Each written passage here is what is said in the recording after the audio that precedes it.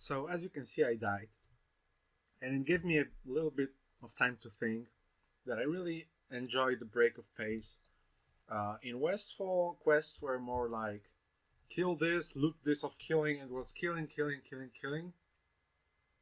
But then when I went to Darkshire, it was mostly walk and talk to this guy and talk to that guy. And it was a really cool change of pace of just killing and attacking stuff all the time. But now I grew a little bit tired of killing stuff all the time and of not killing stuff and just walking around. And killing stuff is a very good change for now. I can see the XP bar just filling up itself.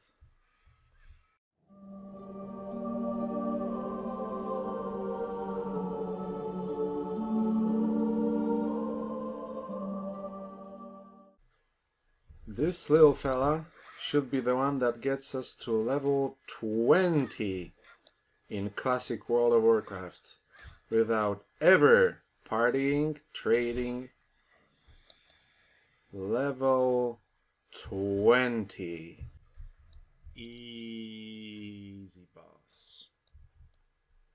Let's hope for some good loot. I was hoping for good XP as well, but seems like they don't give increased XP in Classic. And the loot is 4 intellect, 3 spirit boots. Let's quickly destroy this, take this.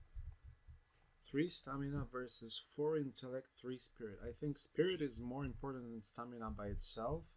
And then we have 4 intellect on top. We're losing a bit of armor, but that's okay, I think.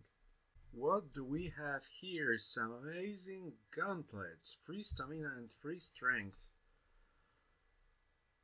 Are they worth getting over intellect and spirit though? Well, we're getting a lot of armor and we sacrificed armor on boots, so I guess we'll be taking them.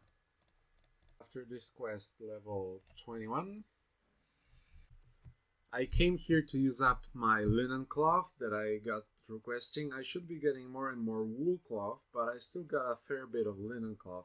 And I'm torn between using it to make 10 reinforced linen capes, which would give me around 10 skill points, which is a lot. But I also could get easy skill points from just making bolts of woolen cloth. And I could make linen bags, and the linen bags are worth, I will tell you how much in a second, 2 silver, whereas the capes are worth pretty much nothing. So I think I'll make the bags, because silver is silver. It's a lot of cash. It's 14 silver, doesn't sound like much, but it's a fair bit. After using up the linen to craft bags and then making some bolts of woolen cloth, I'm at 93 tailoring, which means I can actually make woolen bags. So let's upgrade our bags. Because I already have an 8 slot bag from Captain Sanders' booty, I will just make 3 to save up on the woolen cloth. Maybe it will help us get into silk easier. Look at that magnificent amount of space. I can't wait for even bigger bags. Woo! A recipe! I actually don't know how rare that is, but I'll take it. I can't get a bronze tube for the life of me. I need it for the quest in Duskwood, and there's a vendor that's supposed to have one right there, but he didn't have it. And I checked one in Stormwind, and the one in Stormwind also didn't have it. And so I went to Ironforge, and in Ironforge they also didn't have it. So now I'm running to Dunmorrow, and if they don't have it there, then the moment of truth. Will he have the bronze tube? Please, please, please have it. Okay, I give up. I'll just go back to Duskwood. Would you look at that? Another chest.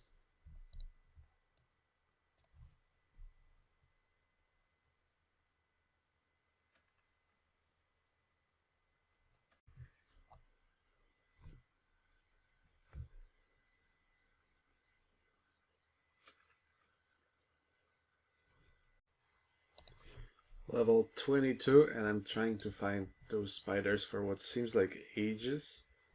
I'm pretty sure I've been just killing the wolves here and spiders for the past half a level. Decided to go questing in wetlands, and lo and behold, I got it. I think I'm gonna go for it, and I think I'm gonna invest, and I think I'm gonna buy myself this sword. Ah, 1.5 gold. I actually looted a blue weapon.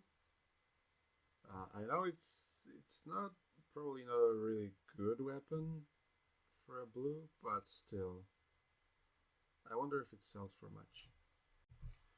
Just for the completion's sake, it's worth 14 silver. Random level up while exploring, 23. Getting to record level 24. And questing in Duskwood. If you're playing a paladin in Duskwood, then using exorcism really is fun and really is useful and really speeds things up.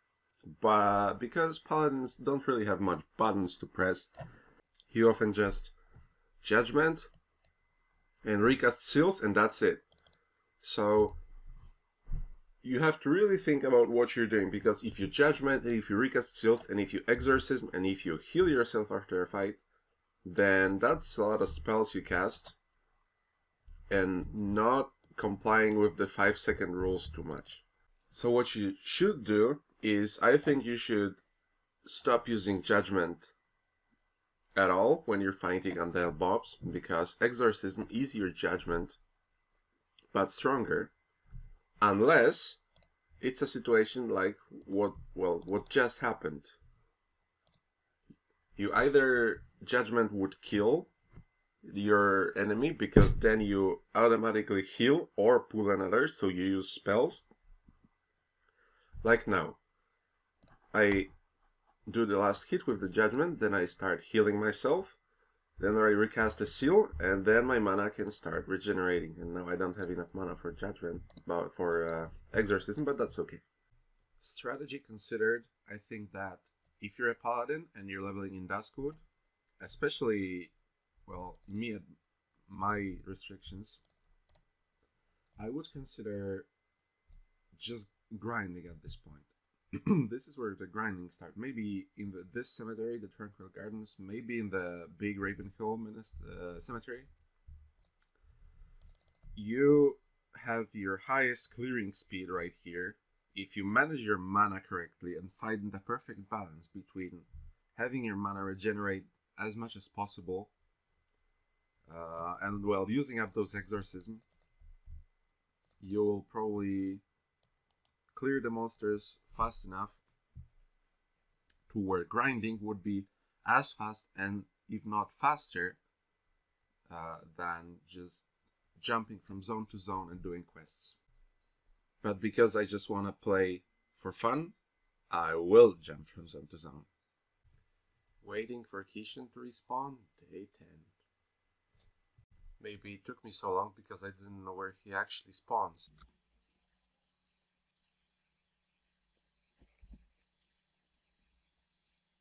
100 tailoring. Turning in the Yoler's quest, and we could get those pretty good boots, but also this ring. And now we will have 2 rings, and it's starting to feel like a real hero. So I've tried to do the elite quests solo, but they're definitely too hard. So I died, and I decided to rest at the Angel. And with the Resurrection Sickness, I think it's good time to fly to Goldshire and learn a few of the new abilities. I think we get improved Blessing of Wisdom, so that's great. I've also talented Seal of Command. It's pretty much on par with the rank 3 Seal of Righteousness, at least with the weapon I'm using. But it has slightly better judgment use, so it might be better to execute monsters with. I'm now in a situation when I'm trying to clear out the area and snipe Lieutenant Fangor, and I need as many ads around dead because I'm gonna be running around kiting a bit. And a good tip for doing that is, if you kill monsters and don't loot them, they take a lot longer to respawn. So you can kill the ads around, not loot them, and then fight Fangor with like maybe 1 additional monster with him. 26.